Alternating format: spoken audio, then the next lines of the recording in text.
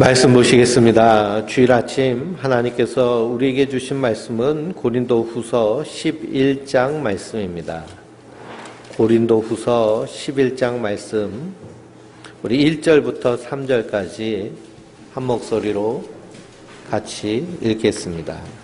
1절에서 3절입니다. 신약성경 298페이지입니다. 원하건대 너희는 나의 좀 어리석은 것을 용납하라. 청하건대 나를 용납하라. 내가 하나님의 열심으로 너희를 위하여 열심을 내노니 내가 너희를 정결한 처녀로 한 남편인 그리스도께 드리려고 중매함이로다.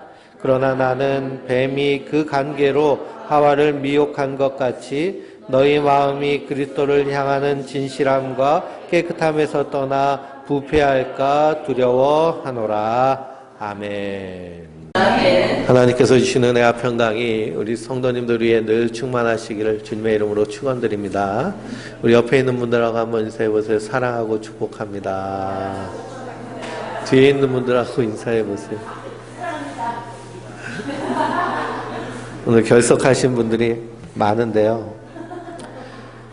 이렇게 결석하셨어도 우리가 고린도후서를 함께 주일날 오전 예배 시간에 나누고 있습니다. 꼭 홈페이지 들어가셔서요, 말씀을 다시 한번 들으시고, 그래서 그 말씀이 계속 이어질 수 있도록, 그리고 그 말씀이 우리의 삶 가운데 묻어나오고, 그 말씀이 우리의 삶 가운데 살아내질 수 있도록 늘 힘쓰고 애쓰는 우리 성도님들 되시길 주님의 이름으로 축원드립니다. 성도는요, 이 땅에서 하나님 나라를 세워가는 자들입니다. 나라를 세워가는 자들이에요. 그래서 대한민국이 건국되는 것처럼, 그걸 위해서 열심히 독립운동한 것처럼 성도는 이 땅에서 하나님 나라를 세워나가기 위해서 하나님의 그러한 그 귀한 사명을 맡은 자로 우리가 하나님과 함께 일하는 자다라는 사실을 한순간도 잊지 마시기 바랍니다. 그래서 이 땅에서 하나님의 사랑과 하나님의 공의가 온전히 드러날 수 있도록 성도는 그 하나님 나라를 살아가는 자들입니다. 오늘 말씀을 읽어보니까요, 사도 바울이 내가 중매하는 자다라고 말하고 있습니다.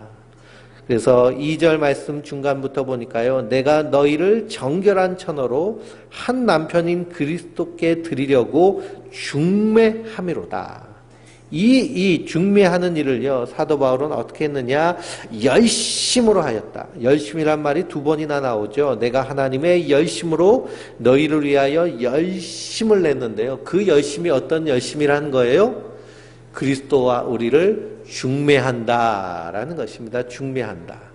우리가 지금 자유연애 시대 가운데 살고 있죠. 그래서 자기 마음에 드는 짝을 골라서 결혼합니다. 자기 마음에 드는 짝을 골라서 결혼을 해요. 그런데 우리 정권사님처럼 90대가 넘으신 그 옛날 분들은요, 자기가 짝을 고른 것이 아니고요, 아버지가 어느 날 이제 결혼할 나이가 되니까요, 사진 하나 탁 들이밀면서 이 사람하고 결혼해라 라고 그러면 다 어떻게 하셨어요?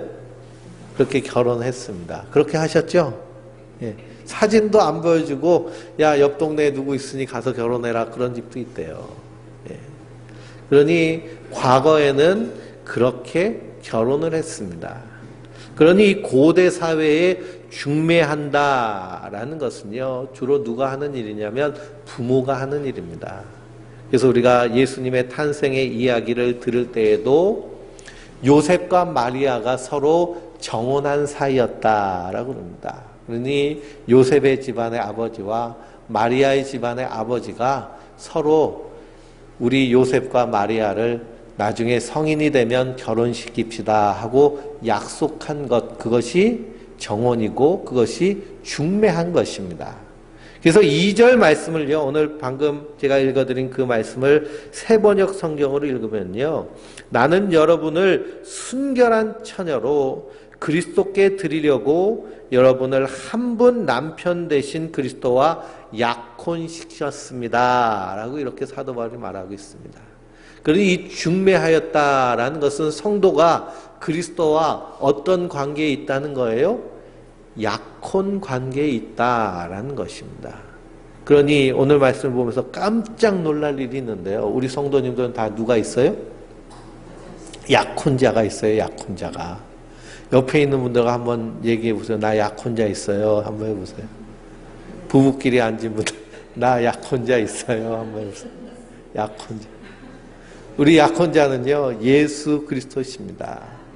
우리의 이 육체의 겉사람이 벗어지면, 그러면 썩지 아니할 부활의 몸을 입혀주시고, 우리가 천국 하나님 나라의 혼인잔치에 참여할 약혼자인 줄 믿습니다.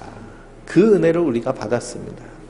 그러니 우리의 신랑 되신 분은요, 예수 그리스도십니다. 그분은 하나님이세요. 하나님. 하나님은 거룩하신 분이신데, 거룩하신 분의 신부감이 되기 위해서는 성도는 어떤 모습으로 하나님 앞에 서야 될까요? 거룩한 모습으로 서야 될 줄 믿습니다. 그래서 로마 시대에 얼마나 성적으로 타락했는지, 남녀노소 할 것 없이요, 다 음행하는 것이 그냥 문화적으로 되어져 버렸습니다.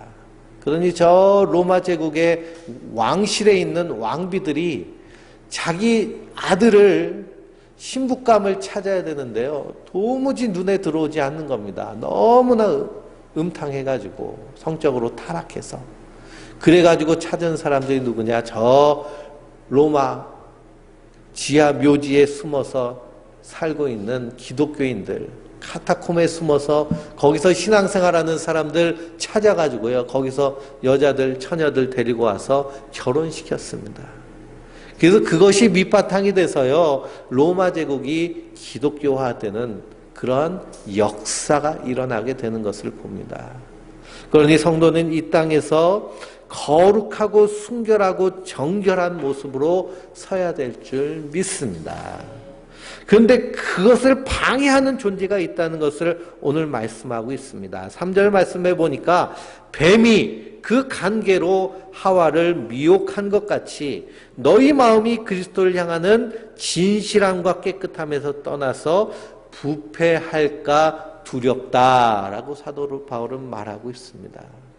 그러니 진실함과 깨끗함에서 떠나서는 안 되는데요, 자꾸만 악한 사단 마귀는요, 우리 하여금 진실함과 깨끗함에서 떠나서 세상에 물들어서 거짓과 더러움으로 하나님 앞에 합당하지 않은 자로 우리를 넘어뜨리려고 무진장 애쓰는 것이 마귀의 모습입니다. 그렇기 때문에 성도는요, 이 땅에서 믿음의 싸움을 하는 자들입니다. 우리가 지난주 주일 말씀을 통해서 우리의 무기는 육체가 아니요, 우리가 찬송으로도 부르잖아요. 우리들의 무기는 육체가 아니요 강한 성령의 힘이고 말씀이다 라고 우리가 찬양까지 합니다. 그러니 우리의 싸움은 이 육체의 싸움이 아니라 영적인 전쟁인데요, 그 영적인 전쟁에서 승리하기 위해서 사도 바울은 하나님의 전신갑주를 입으라 라고 말합니다. 구원의 투구를 쓰고 의의 흉배를 차고 허리에 진리의 허리띠를 띠고 복음의 신발을 신고 믿음의 방패를 차고, 그리고서 우리의 무기가 있는데 이 무기가 뭐예요? 성령의 검 곧 하나님의 말씀인 줄 믿습니다. 그래서 성도는요, 철저하게 하나님의 말씀에 무장된 자입니다. 말씀에 훈련된 자입니다. 말씀에 숙련된 자들입니다. 그러니까 우리가요, 무슨 일이 있을 때마다 우리 머릿속에서 무엇이 떠올라야 될까요? 하나님의 말씀이 떠올라야 될 줄 믿습니다. 우리가 이 땅을 살면서 수많은 어려움과 시련과 힘듦이 있는데요, 그런 일이 있을 때마다 하나님의 말씀이 떠올라야 돼요. 내 안에서 염려와 근심이 갑자기 파도처럼 몰려올 때, 그때 말씀이 있잖아요. 아무것도 염려하지 말고 오직 모든 일에 기도와 간구로 너희 구할 것을 감사함으로 하나님께 아뢰라. 그리하면 모든 지각에 뛰어난 하나님의 평강이 그리스도 예수 안에서 너희 마음과 생각을 지키시리라. 이 말씀이 떠올라야 되는 것입니다. 제가요, 금요 기도회를 할 때마다 떠오르는 말씀은 예레미야에게 하신 말씀입니다. 너는 내게 부르짖으라. 내가 내게 응답하겠고 내가 알지 못하는 크고 비밀한 일을 내게 보이리라 하신 말씀. 우리가 인생 가운데요, 때로는 실패하고 때로는 낙심될 때가 있습니다. 그래서 베드로도요, 예수님을 3번이나 부인하는 그런 부인 가운데서 심히 낙심될 때 그 예수님을 부인하기 전에 예수님께서 베드로에게 뭐라고 하셨느냐? 시몬아, 시몬아, 마귀가 너희를 밀가부르듯 하는구나. 그러나 내가 너를 위하여 기도하노니 너는 나중에 돌이킨 후에 다시 일어서서 내 형제들을 굳세게 해라 라고 예수님 말씀하십니다. 그러니 베드로가요, 예수님을 3번이나 부인하고도 다시 일어설 수 있는 힘이 어디서 났을까요? 바로 예수님이 그를 위해 기도하셨기 때문입니다. 근데 빌립보서를 읽어보면 그 예수 그리스도께서 부활하셔서 저 하늘 보좌 우편에 앉아 계신 그리스도께서 지금 무엇하고 계시느냐? 간구하고 계시는 것입니다. 무엇을 위해서 간구하고 계시나요? 신부된 약혼자된 성도들이 이 땅에서 진실함과 깨끗함으로 설 수 있도록 지금도 기도하고 간구하고 계시는 줄 믿습니다. 그래서 보좌 우편에 앉아 계신 예수님의 모습은요, 기도하시는 모습이에요.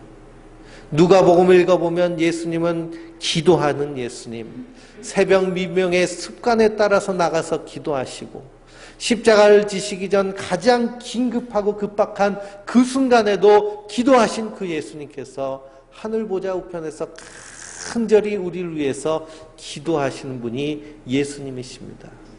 뿐만 아니라 성령께서 우리의 연약함을 아시는 줄 믿습니다. 그 연약함을 아시는 성령께서 우리를 위해 친히 간구하여 주십니다. 그러니 이 말씀을 붙잡고요, 우리가 악한 사단 마귀의 그러한 견고한 진을 파쇄하고 우리를 공격하는 불화살을요, 말씀을 붙잡고 믿음으로 방패로 막아야 될 줄 믿습니다. 그러니 말씀에 훈련된 자로 서야 되는 것이 바로 성도들입니다.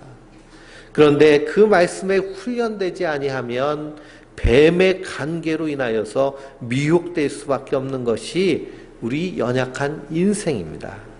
오늘 새벽 말씀이 사무엘상 11장의 말씀입니다.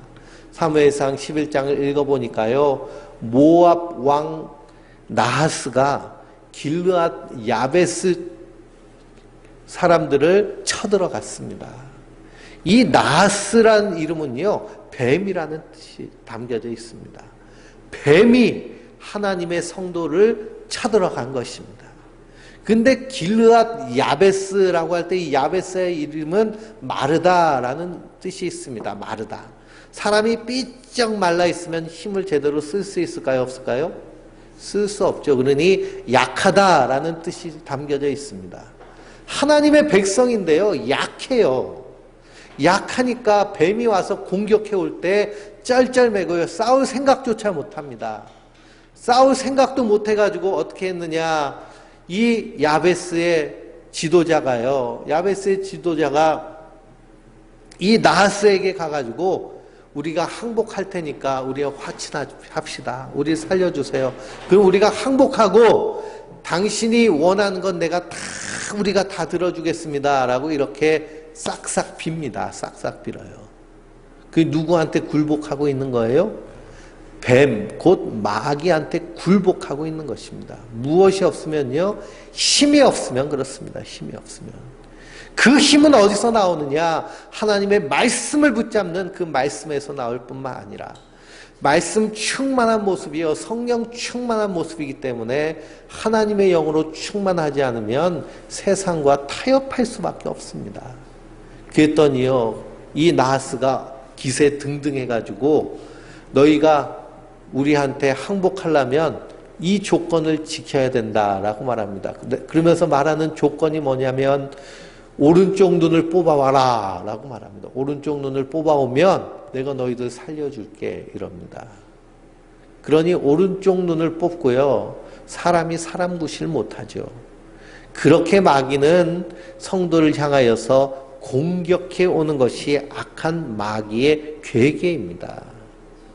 그러니 이런 뱀과 같은 마귀가 공격해 오는 그 모습이 사무엘상에만 나온 것이 아니라 오늘 읽은 고린도후서의 말씀 가운데도 나오고 뿐만 아니라 지금을 살고 있는 우리에게도 여전히 이 악한 뱀과 같은 마귀는 공격하고 있다라는 사실을 잊지 마시기 바랍니다. 그리고 성도는 무엇으로 무장해야 돼요? 하나님의 말씀으로 무장해야 됩니다. 그런데 4절 말씀을 보니까요, 사도 바울이 이 고린도 교회 성도들 향하여서 가슴을 치면서 한탄합니다. 뭐라고 하느냐? 만일 누가 가서 우리가 전파하지 아니한 다른 예수를 전파하거나 혹은 너희가 받지 아니한 다른 영을 받게 하거나 혹 너희가 받지 아니한 다른 복음을 받게 할 때에 너희는 잘 어떻게 한다는 거예요? 용납한다는 겁니다. 용납한다는 거예요. 여기서 다른 예수를 전하는 자들이 있습니다. 그것이 바로 거짓 교사들, 율법 선생들, 그리고 이단과 사이비가 다른 예수를 증거합니다. 다른 예수를 증거한다는 건 뭐냐? 예수가 우리의 죄를 구원하고 그리고 부활했는데 그럼 우리가 해야 될 것이 있다라는 거예요. 해야 될 것이. 할례를 행해야 되고 무엇을 행해야 되고 이것저것 할 것이 많다라고 말합니다. 그래서 이거 해라 저거 해라 이거 해라 저거 해라. 그것이 다른 예수를 전파하는 자들이고 다른 복음을 전하는 자들이 있습니다. 그건 뭐냐? 예수로는 부족하다. 예수로는 부족하다. 그리고 요즘 말하는 번영신학이라든지 안 그러면 믿음의 신학, 너희가 믿는 대로 그대로 된다. 근데 우리가 믿는 믿음은요, 내 의지, 내 생각, 내가 이렇게 될 줄 믿습니다 해서 그 믿음을 믿는 것이 아니라 누구를 믿는 거예요? 예수님을 믿는 것입니다. 예수님이 행하신 그 일을 믿는 거예요. 예수님이 우리를 위해 행하신 일은 십자가와 부활입니다. 우리의 죄를 대신 지시고 십자가에 달려 죽으심으로 우리의 죄를 깨끗하게 씻으시고 부활하심으로 우리에게 부활의 소망을 주신 그것이 바로 복음입니다. 다른 복음은 없어요. 근데 예수 믿으면 이 땅에서 번영한다. 이 땅에서 성공한다. 이 땅에서 자식 잘 되고 부자 된다. 이렇게 가르치는 말씀이 무슨 말씀이에요? 다른 복음이라는 것입니다. 물론 우리가 하나님을 섬기고 예수 그리스도를 믿는 믿음 가운데 온전히 서 있으면 우리가 어떤 상황 가운데서도 넉넉히 이길 수 있는 힘과 하나님께서 이 땅에서 하나님 나라를 세워갈 수 있는 은혜를 주시는 줄 믿습니다. 그러나 그것이 목적이 되어서는 안 되는 것입니다. 그렇게 가르치는 것이 뭐라는 거예요? 이단, 사이비, 거짓 교사라는 겁니다. 그런데 사도 바울이 가르쳐준 그 예수 말고 다른 복음, 다른 영혼, 다른 이야기를 하니까 이 고린도 교회 성도들이요, 귀가 홀깃해가지고 그래서 거기 쏙쏙 넘어가는 것입니다. 넘어가는 거예요. 사도 바울은 복음을 증거할 때 오직 예수 그리스도의 피 묻은 그 십자가의 복음 밖에는 전하지 않았습니다. 그리고 그가 분명히 말하기를 기록된 말씀 밖으로 벗어나지 말라라고 분명히 말합니다. 우리 고린도전서 4장을 한번 펴보실까요? 고린도후서 앞에 있는 고린도전서 4장입니다.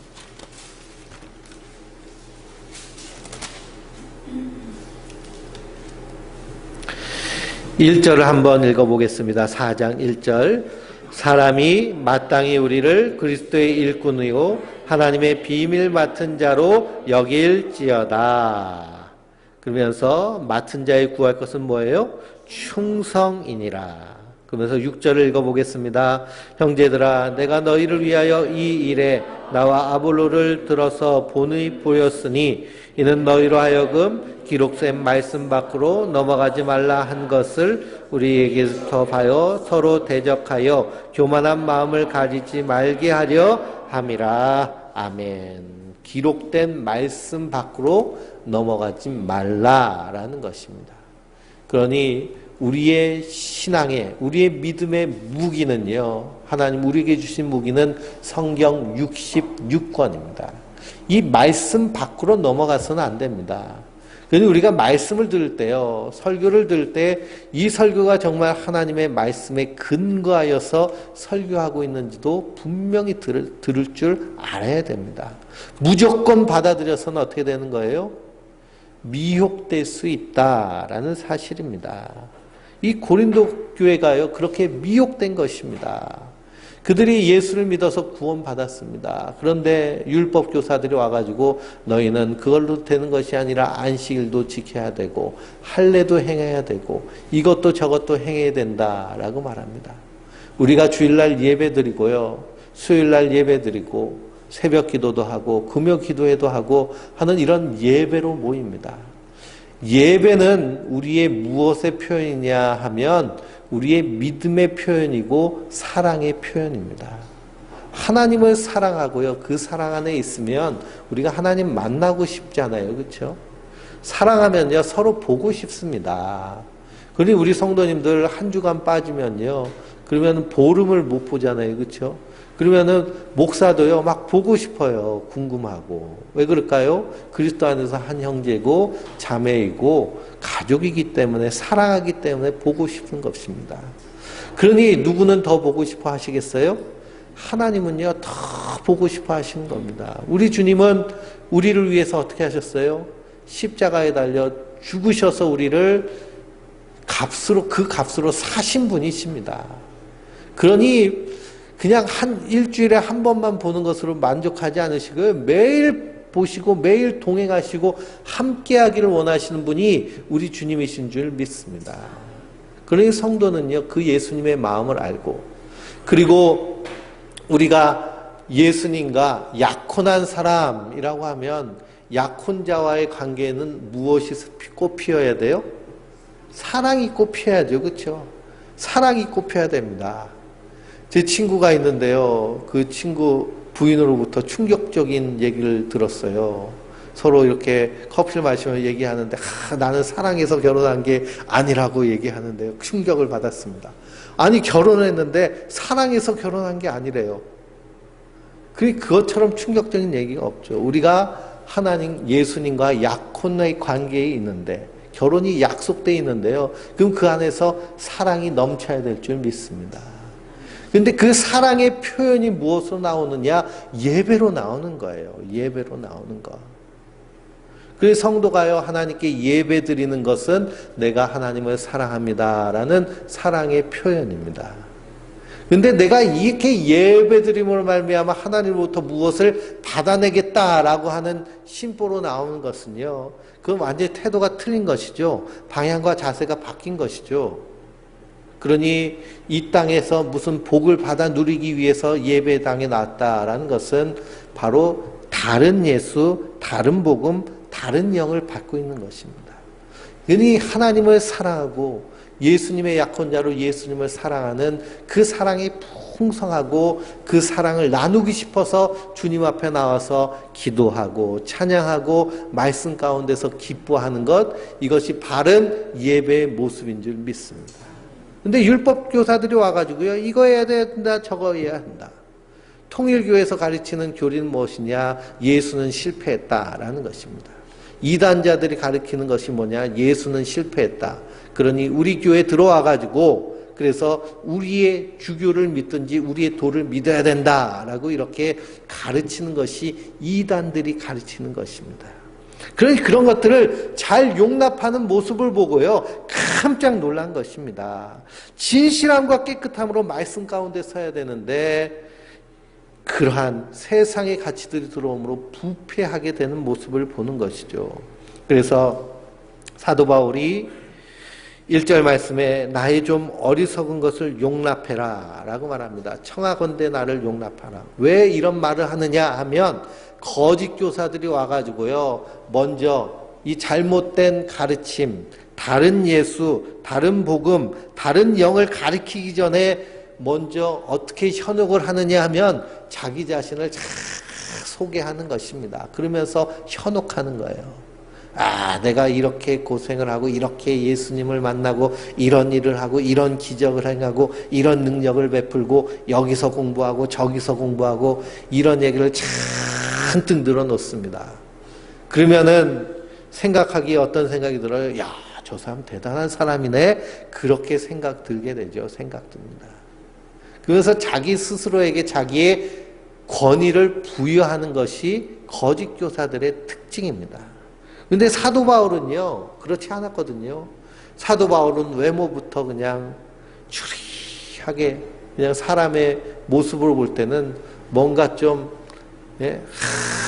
대단해 보이는 그런 것이 없습니다. 그리고 말하는 것도요, 어눌합니다. 글씨는 참 필체는요, 필력은 좋은데 말은 어눌한 거예요. 그래서 사도행전을 읽어보면 사도 바울이 말씀을 강론하는데요, 얼마나 길게 강론하는지 그냥 밤늦도록 강론을 하는데 2층 창가에 앉아가지고 말씀을 듣던 두기고가요, 말씀을 듣다 어떻게 했어요? 꾸벅꾸벅 졸다가 창가에 떨어졌습니다. 창가에 떨어졌어요. 말씀을 듣다가 졸다가 창에서 떨어질 정도로 그렇게 설교를 했으니까요. 얼마나 졸리게 설교를 했는지. 그러니까 설교를 하는데요, 설교 시간에 졸고 계시면 그 누구 책임이에요? 조는 사람 책임이 아니라 설교하는 사람 책임. 어떤 목사님 그러시더라고요. 설교 시간에 성도들이 졸고 앉아 있으면 그건 성도들 책임이 아니라 목사 책임이라고.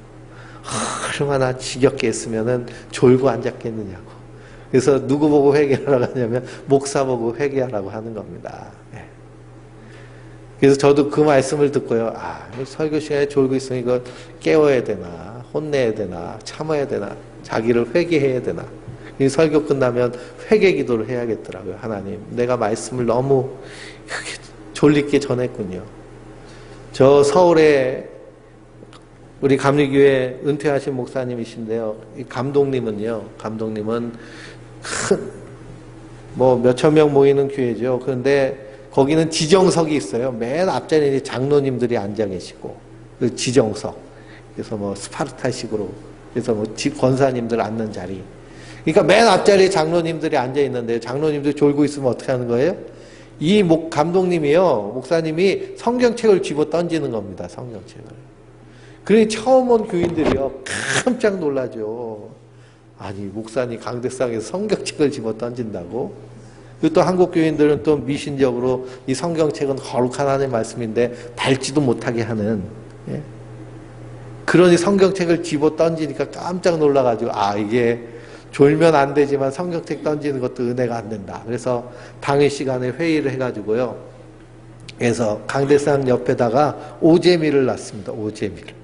그래가지고 오재미를, 그래서 설교하다가 장로님이 졸고 있으면 오재미를 던지는 거예요. 그런데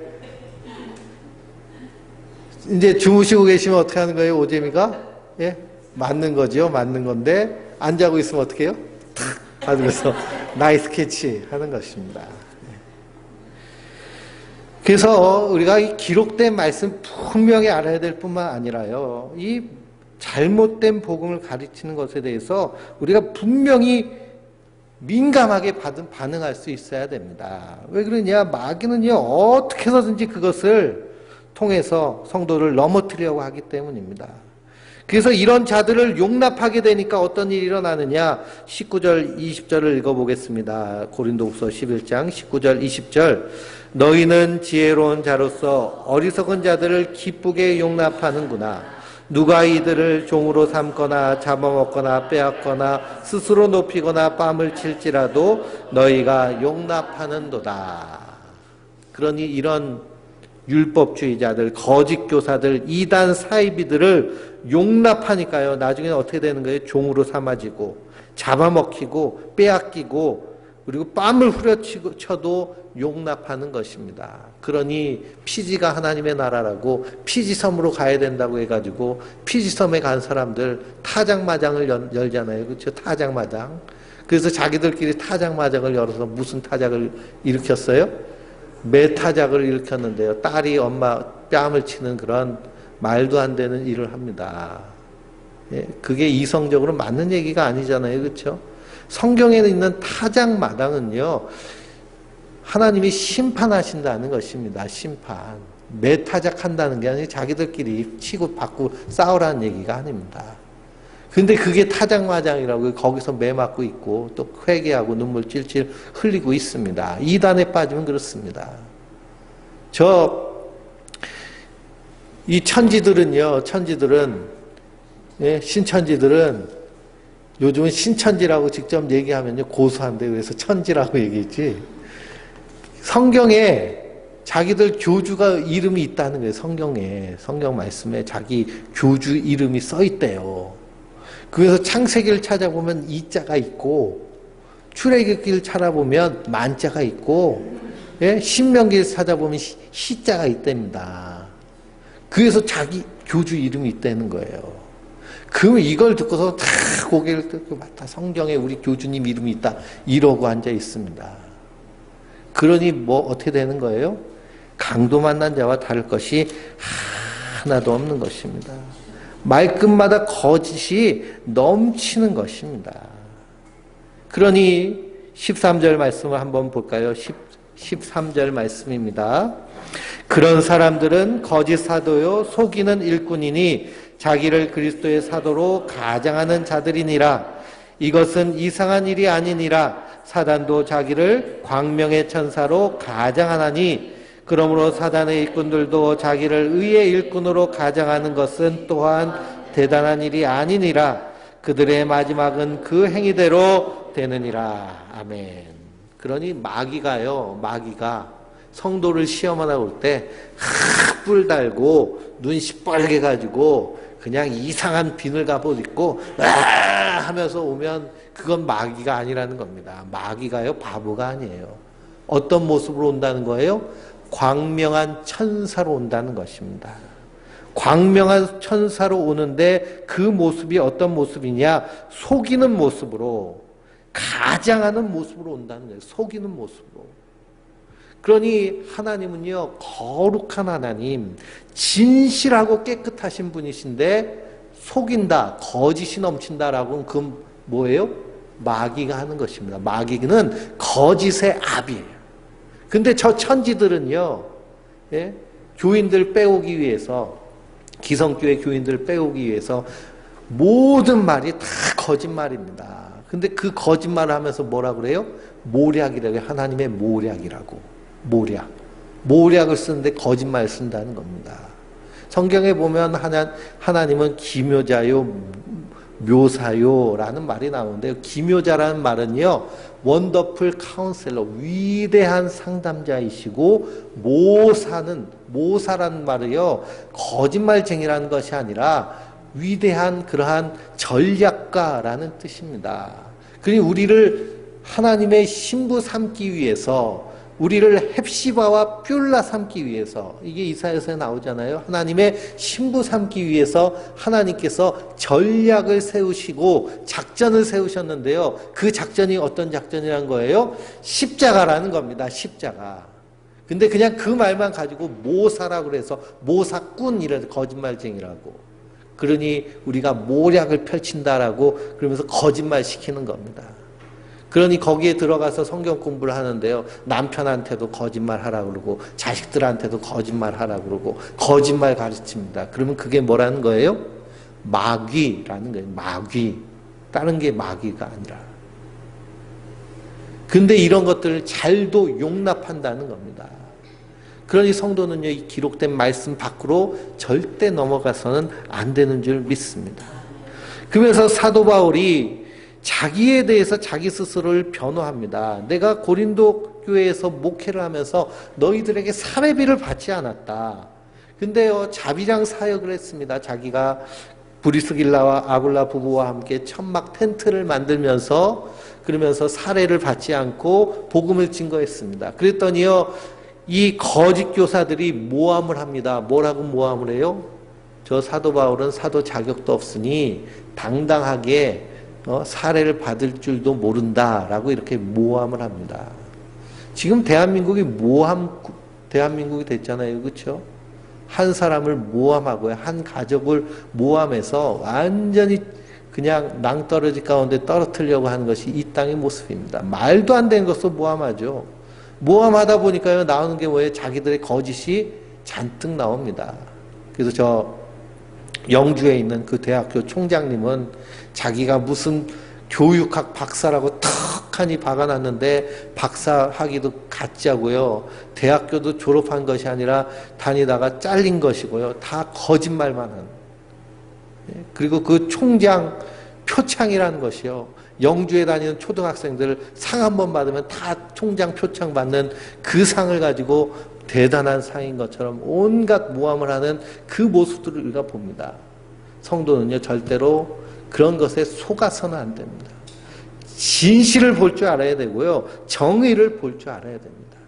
그래서 진실함과 깨끗함으로 하나님의 신부 되기 위해서 사도 바울은 불철불주야 쉬지 않고 일하는 자로 자기를 표현하고 있습니다. 그러니 이런 거짓 교사들의 모함에 대해서 사도 바울은 담대히 말합니다. 내가 그들이 자랑하는 것처럼 자랑하면 자랑할 것이 없는 줄 아느냐라고 말합니다. 그래서 빌립보서 3장을 읽어보면 사도 바울이 자기에 대해서 자랑을 하죠. 자기는 바리새인 중에 바리새인. 이 유대인들 중에 정통 유대인이고 공부도 어디서 했다는 거예요?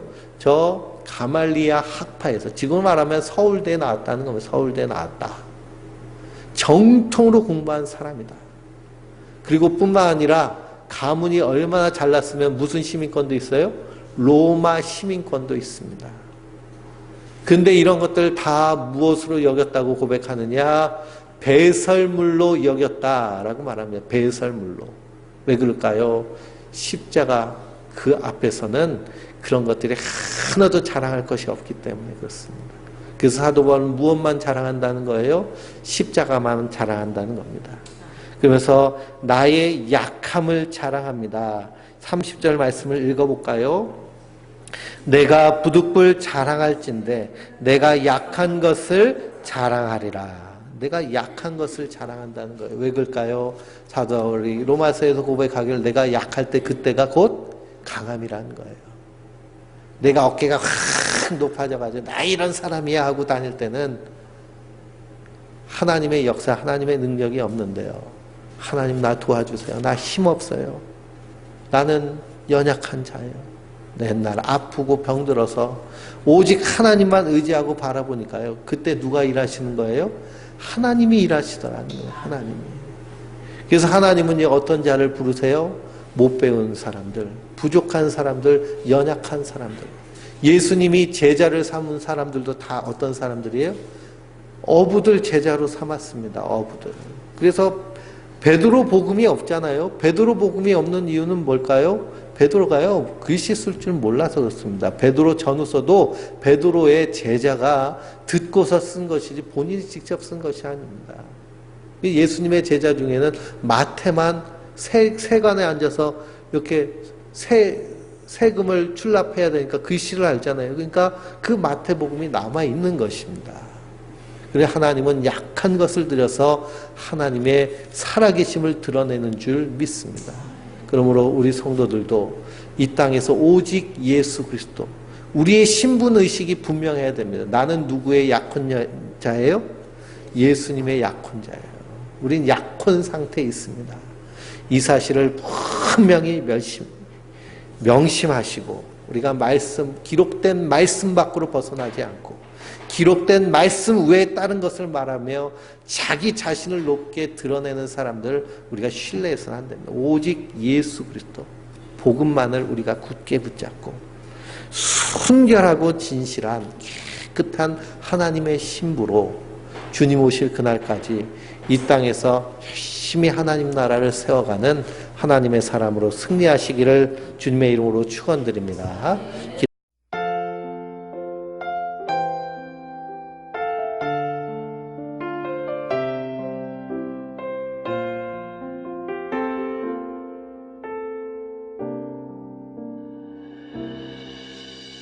주 나의 모습 보네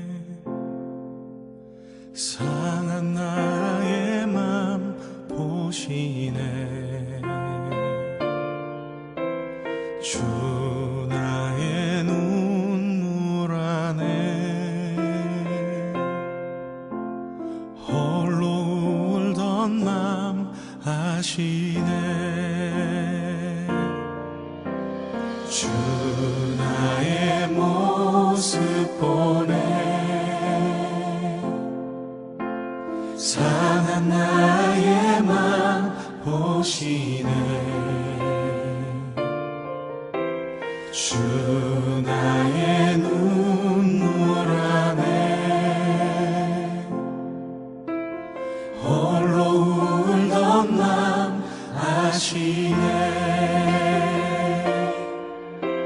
세상 소망 다 사라져가도 주의 사랑은 끝이 없으니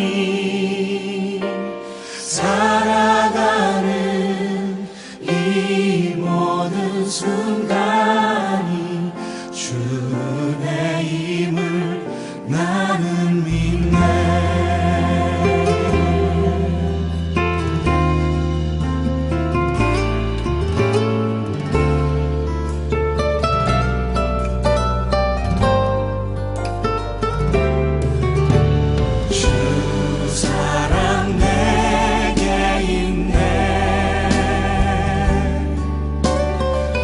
사랑이 날 채우네.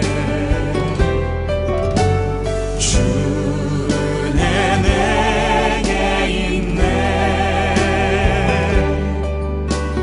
그 은혜로 날 세우네. 세상 소망 다 사라져가도 주의 사랑은 끝이 없으니 살아가는 이 모든 순간이 주 은혜임을 나는 믿네. 세상 소망 다 사라져가도 주의 사랑은 끝이 없으니 살아가는 이 모든 순간이 주 은혜임을 나는 믿네. 주 은혜임을 나는 믿네.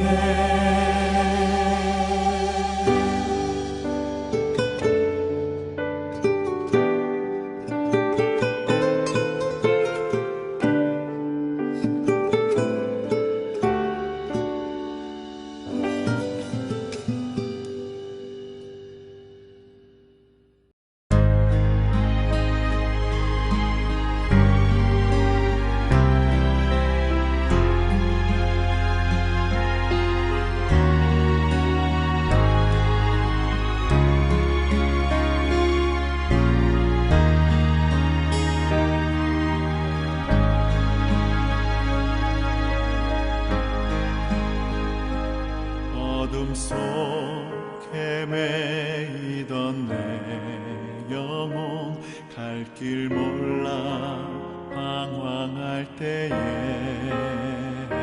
주의 십자가 영광의 그 빛이 나를 향해 비추어 주셨네. 주홍빛보다 더 붉은 내 죄 그리스도의 피로 씻기어 완전한 사랑 주님의 은혜로 새 생명 주께 얻었네. 그대 아니면 나서지 못하네. 십자가의 그 사랑 능력 아니면 나서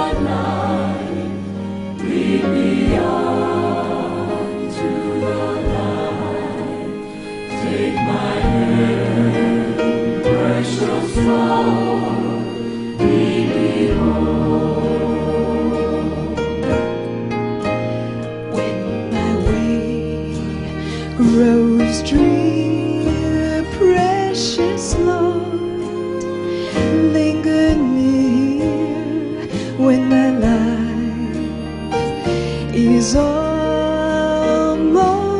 gone. Hear my cry, hear my call, hold my hand lest I fall. Precious Lord, take my hand, lead me home.